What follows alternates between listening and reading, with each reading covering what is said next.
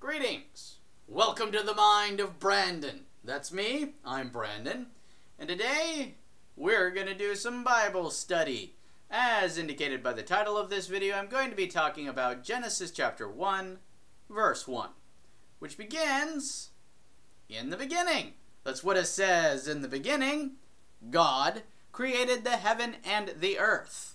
Or at least that's how it sounds in an English translation. Originally, of course, this is actually written in Hebrew. And in Hebrew, God is not actually called God. He's called Elohim. And that's a very interesting thing for God to be called.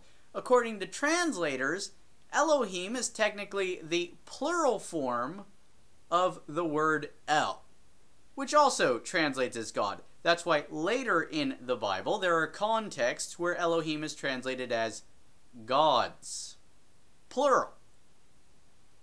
Now, in the face of this information, some people will feel that they've come across some startling and important discovery that just has to be shared with the rest of the world.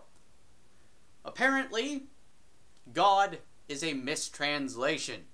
What this should actually say is, in the beginning, gods created the heaven and the earth. We've been lied to this entire time. This is not a monotheistic creation account involving only one God, but a polytheistic creation account involving multiple gods, right? And so when we confront translators with this, they actually will tell us, well, plurality does not always have to be taken to refer to literally more than one of something. It can actually also be used to denote largeness or superiority, mightiness. And so, translators actually make a distinction between the literal plural and what they refer to as the plural of majesty, also known as the royal plural. So when Elohim is being interpreted as a literal plural, it will be translated gods, plural. When it's being interpreted as a royal plural, it will be translated God in the singular with a capital G, as if that were the name of an individual.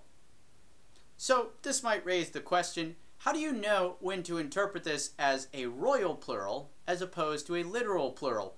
According to translators, Elohim sometimes takes singular verbs. So kind of like how one dog barks, but multiple dogs bark.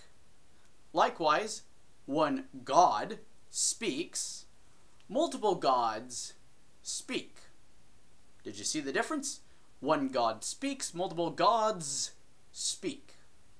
And Elohim is going to be doing plenty of speaking in Genesis chapter 1. So it might be helpful then to think of this less as the plural form of the generic El, and more as the plural form of a particular El.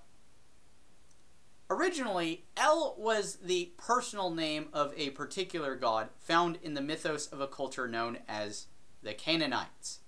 And the Canaanites spoke a dialect very closely related to Hebrew. It's actually ancestral to Hebrew, both of which fall into a language family known as the Shemitic family of languages. And so Canaanites and Hebrews were actually able to understand each other reasonably well. About as well as people in the United States can understand people in the United Kingdom.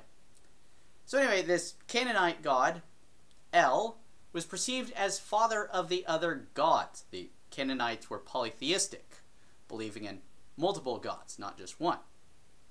Over time, though, El's name came to be used as the generic Shemitic term for any god. So this god's an El, that god's an El. Collectively, they came to be known as Elohim, the new name for the creator God in Genesis chapter 1. Now you think about it, if all the other gods are appropriating this term El, well, how do you distinguish the original El, right? So, just as they appropriated El, he appropriates Elohim. So if it seems that I have adequately refuted this concept that Genesis chapter 1 is a polytheistic creation account involving multiple gods instead of just one, it turns out there actually is going to be more evidence in Genesis chapter 1 for a polytheistic creation account. It's true that we can make sense of how this could be, how Elohim can be a particular God instead of a collective of gods, okay?